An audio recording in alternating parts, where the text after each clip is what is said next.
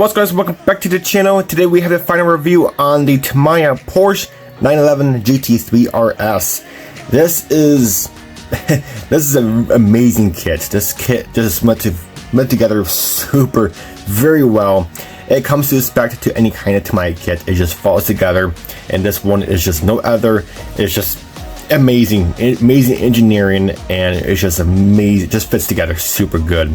So let's go ahead and show you about the kit, tell you about the kit and how it together, and what I did to my version. So like I said, the kit falls together. I do not recommend this kit for any kind of beginner because this kit is really intense of detail. This is one of Tamiya's fully detailed kits they produce once a year. This was their pick for 2024. And the reason why I say intense means there is a lot, and when I say a lot, I mean there's a lot of parts that is separate. You do have to paint all those separately. For the main body, you can only glue two pieces on the body before paint, and that is the little body fender that goes in front of the door panel up here, which you can't really see because you got this part right here. But right in there is stuck away. That is the only thing that you can glue on to the body before paint. The bumper you cannot glue on. There is a couple parts of the mirror you cannot glue on because the upper part has to be a different color, black or carbon fiber. You do have your spoiler, and also this bottom part of the spoiler, this lip spoiler you want to call it. This has to be separate as well before paint. You cannot assemble those parts before paint because this black part up here has to go in first. And then of course the mirrors and stuff. So there is a lot of learning curve in this. Make sure you do have your painting skills up your blood, because you do have to paint these parts at the same exact time to get the same exact color of the body. If you don't, then obviously your bumpers will be a different shade of yellow or black or blue, whatever color you're painting it. So make sure you are painting these parts at the same exact time as you are painting the body. This particular body color is acid green from Splash Paints. Such a beautiful color, such an iconic color for Porsche, and no other. It looks so good on this car. And again, this is one of the colors that is really hard to match correctly. If you do miss one coat, apparently you are gonna have a mismatched bumper color and stuff. So this is one of these tricky colors that I would call, but it just looks so nice. Of course, all the black on here, basically most of the black is all flat black. There's not really a lot of carbon fiber on this kit. So meaning not a lot of carbon fiber. I mean, your back bumper is just flat black. These side parts are flat black. Your side skirt flat black, and your front bumper is all flat black, and more flat back parts up here. Only thing that is carbon is you got this part right here, carbon. Your roof and part of your spoiler is carbon, and also your mirrors are carbon. So like I said, there's not a lot of carbon on this car, which is good for those people who don't like decals, because well, you don't have to deal with a lot of carbon fiber decals. So really nice. The wheels and tires from the kit are fantastic. They are spot on to the real car. Just amazing. The taillight and the rear end detail is absolutely fantastic. You basically keep the taillights clear, and you do have to paint a little bit black on there, but it's not too big a deal. So you just don't paint the taillights unless you want them, if you want to look like the brakes are on, then you paint them clear red. But in real life, the brake lights are actually clear, which is pretty cool. You do have your Porsche emblem back there separate. I mean, there's a lot of parts back there separate. Your headlights are absolutely fantastic. There's 5 pieces just to the headlight lens and housings alone, just for one. So that's 5 pieces into one. The mirror is 3-4 pieces right here, just for one mirror. Your back portion where your reverse or your third brake light is, that is about 6 pieces right there. Your spoiler is about another 6 pieces. So there's just a lot of pieces to this kit, but it is totally worth it. So like I said, you make sure you do have quite a bit of build up your sleeve before you do hassle this build, because again, there is a lot of parts to this thing. So that's that. The carbon fiber decals that I used was from SK Decals. I'll provide a link down below. These are pre-cut templates, or they're actually pre-cut carbon fiber decals. You just put in your water and they're already pre-formed and cut for you, which is fantastic. I'll provide a link down below to that decal sheet to spot models. Really good carbon fiber.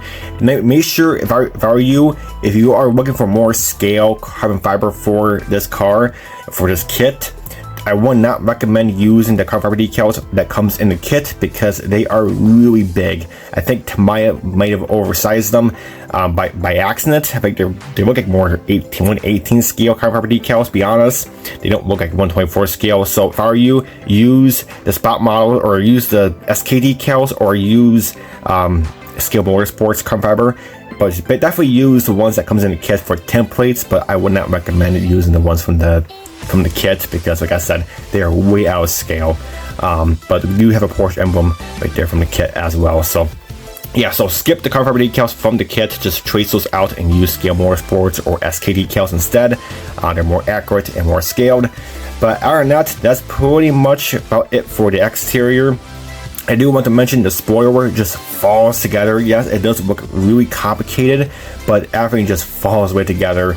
It just snaps right in, and if you don't want to, you don't have to glue the spoiler to this back part because you can literally just set it in there and it will stay. But I did glue mine just so it stays in there because I want it in there permanently, but you don't have to glue it into the actual body if you don't want to, which is pretty insanely cool. The lens in there, or not the lens, but the main clear parts, I cannot tell you, these things just snap right in. I mean, there's locating pins. The back window has a little slot where the back part slides into the back of a car, and then it just kind of locks into place, snaps in. Your front windshield, again, just kind of clicks into place. You do have to glue it together. And your side windows, I cannot believe how the engineers do it, but these side windows, you do not have to glue these parts in. It really just snaps into place. And it's just insane. It's really insane engineering what Tamiya does over there. It's just incredible. So that's pretty much about it for the exterior. The interior is really nice. It's mainly black. You can do carbon fiber as well. I did a lot of carbon fiber. Like I said, the SK decals includes a lot of carbon fiber for the interior. That includes the roll cage, the seat backs, the seat headrest kinda, and part of your dashboard and part of your center console is carbon fiber, again, from SK decals. Those are pre-cut decals. The dashboard is really nicely detailed. That is multiple pieces as well, including your little clock in the center, which is pretty cool. Your steering wheel is very nicely detailed with pedal shifters separate and your steering column separate. It's just really nice detail. The seats, again, 3-piece seats. Your main seat, your headrest, and you do have your back seat back separate as well. That makes it much easier to do the carbon fiber as well, which is super awesome. I did add a little bit more seatbelt. I did add seat belts in there, and a couple of 3D printed seatbelt buckles. That's the only thing. That's the only thing I think this kit's missing is the seatbelt buckles because you can easily see that, but not a big deal. Easy 3D printing those, and of course we did black. Sort of black, like light black flocking for the ground, and then the roll cage is all carbon fiber, again from SK decals, has those pre-cut. Now if you do not want to use the roll cage, you don't have to because Porsche does offer this car with or without the roll cage. It is primary to have the roll cage. The Porsche does put it comes with it automatically, but if you don't want the roll cage, you can from a real car you can order it without the roll cage. But I did the roll cage because it looks cool, and of course you can see it through the back window. It looks really, really neat. So overall, the interior is very detailed. Let's move on to the chassis. The chassis is not really much you can see, but again, you do have your brakes and stuff, or your suspension arms, and a bunch of stuff molded in there separate as well. Again, there is no engine.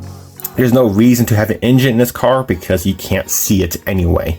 So that's why Tamiya didn't do an engine, because usually Tamiya would put in an engine in this car if you can see it, but they did not bother doing an engine detail because, again, you cannot see it. Why bother painting and detailing an engine where you can't see it anyway? Because on the real car, you cannot see it unless you take off a bunch of body panels and stuff. So, but it is a curbside kit, but again, chassis is very detailed.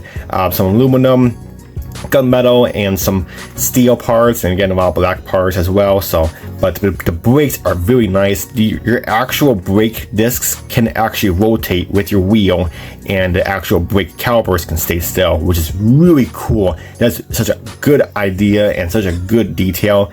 If you don't, I don't recommend rolling your model, but if you want to show it on a video, your disc brakes will roll with your wheels, which is really cool, and your brake rotors will stay still, of course, on the real car. So look at cool.